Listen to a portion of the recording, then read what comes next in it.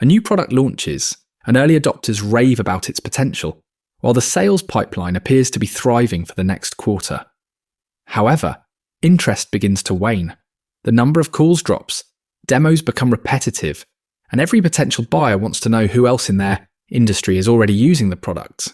This disconnect often occurs when the product requires a significant change in user behavior, making buyers perceive it as a groundbreaking innovation. Visionary customers may overlook certain shortcomings, but pragmatic users prefer to wait for comprehensive support and established market leadership. If this transition falters, revenue shortfalls can arise, prompting teams to launch hasty promotions that fail to build lasting trust. The repercussions can spread significantly, as partners may hesitate, distribution channels lose interest, and internal teams start blaming marketing for the stagnation. Imagine a purchasing committee probing into aspects like integration, service, and training, while the startup focuses on future features and upgrades. This committee may delay their decision until they see another vendor successfully demonstrate a complete solution tailored for their industry. In this video, we will explore adoption groups, the Chasm, targeted beachhead markets, the concept of a whole product, and strategies for mainstream launches. This video draws inspiration from Geoffrey Moore's Crossing the Chasm, so be sure to subscribe for more actionable market insights. The technology adoption lifecycle illustrates how different groups adopt innovations, ranging from innovators to laggards, based on their responses to change. The chasm represents the substantial gap between innovative early adopters and the more cautious early majority. Early adopters often make decisions based on intuition and vision, purchasing before industry standards, channels, or testimonials are established. Pragmatic users, however, communicate within their industries and demand trusted references and relationships before they commit to a new vendor. If you offer an electric car today, an innovator might eagerly want the first model, while a pragmatist would prioritize the availability of service stations. Those in the late majority typically wait for a recognized standard and comprehensive support, even if early models perform well. Pragmatists often rely on their peers, so securing one credible reference in a specific niche can spark rapid word of mouth. Attempting to sell too broadly across various industries too soon can dilute your references and leave the market skeptical. Begin by identifying which adoption group your current messaging resonates with, and then adapt it to address the concerns of pragmatists. Gather commitment for references from a specific niche, and treat each deployment as a piece of evidence, rather than isolated revenue.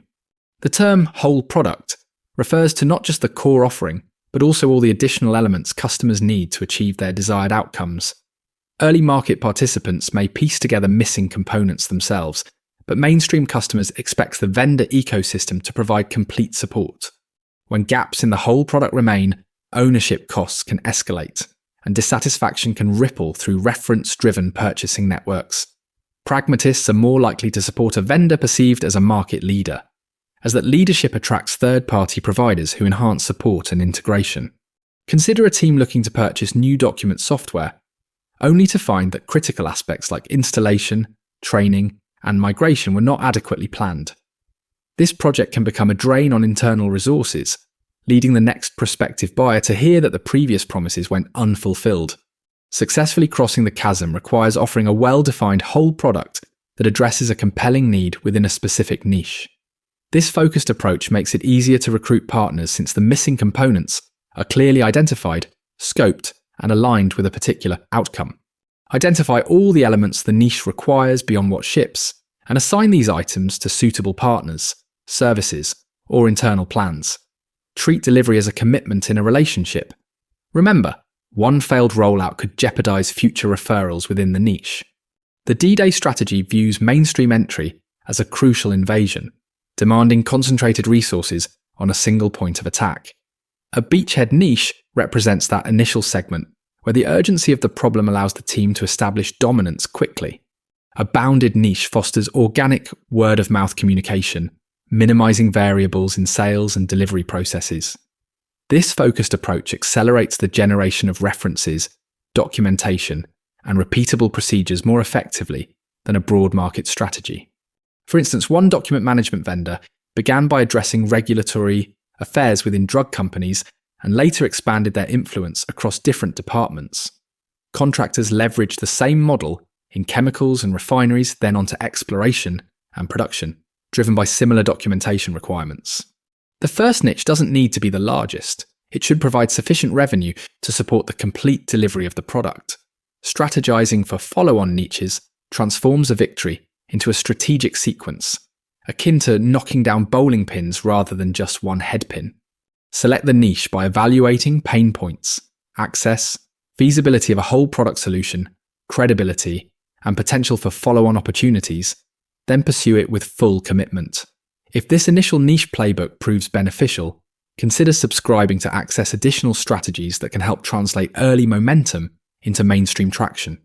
Positioning is a focused practice that defines a target segment, an alternative market, and a distinct product alternative. This method clarifies the primary attribute for buyers and offers a comparative framework that outlines why this solution is superior. A vague position creates hesitation among partners and invites skepticism from investors because the offer fails to resonate during brief evaluations. A clear position aligns sales, marketing, and product teams around a shared goal, preventing distractions from every feature request. Consider a home finance tool that concentrated on bill payment for households rather than complex financial analysis, keeping the message straightforward and memorable. A similar approach framed an insurance distribution system against general internet platforms, emphasizing a complete suite tailored for agents. Pragmatists tend to conserve mental energy, making a focused claim easier to convey within a specific industry. Attempting to highlight every single benefit breeds confusion, allowing competitors to craft a more favorable position. Start with the for and who statements, then clearly define the category, key capability, and assembled whole product features. Eliminate excess claims until only one clear differentiation remains, and consistently communicate that across every channel. Pragmatists prefer market leaders because leadership mitigates whole product ownership costs through a broader support ecosystem. This reality compels pricing and channel strategies to prioritize external credibility, access, and partner motivations during critical transitions. Competition-based pricing can command a premium for leadership, sometimes nearing 30%, as buyers draw comparisons among viable alternatives. Pricing based on vendor costs can mislead strategic decisions as it overlooks channel commitment and buyer risk during transitional periods. A startup devoid of industry connections often recruits a well-networked sales leader within the niche to facilitate access and open doors. In numerous niches, specialized value-added resellers, VARS, provide comprehensive solutions and serve as a central point of control. These channel strategies align closely with beachhead targeting, creating references that pragmatic buyers can trust. By keeping distribution relationships selective, you enhance buying leverage for pragmatists and minimize coordination challenges during deployments. Evaluate whether the channel can effectively reach the target user, deliver the complete product, and communicate in the language of the niche. Set a price that entices buyers and rewards partners, all while ensuring the complete product aligns with the niche budget. The primary objective isn't just to generate early interest, it's about transforming a disruptive innovation into a trusted mainstream standard. This transformation occurs when the team focuses on a single, pragmatic market entry rather than seeking broad acclaim. You've gained insights into how different adoption groups function, why the chasm hinders progress, and how pragmatists depend on references. You also learned how whole product planning, beachhead focus, and precise positioning operate together as an integrated system. Achieving a beachhead win reduces sales costs, boosts credibility, and establishes a foundation for targeting adjacent niches through the bowling alley effect. As partners align around the complete product, delivery becomes more efficient, making the market more predictable to serve. Start by selecting one niche with an urgent need, and then articulate a clear and compelling reason to buy in straightforward terms. Next, identify the gaps in the whole product, choose your partners wisely, and craft a 2-sentence positioning statement that passes the elevator test.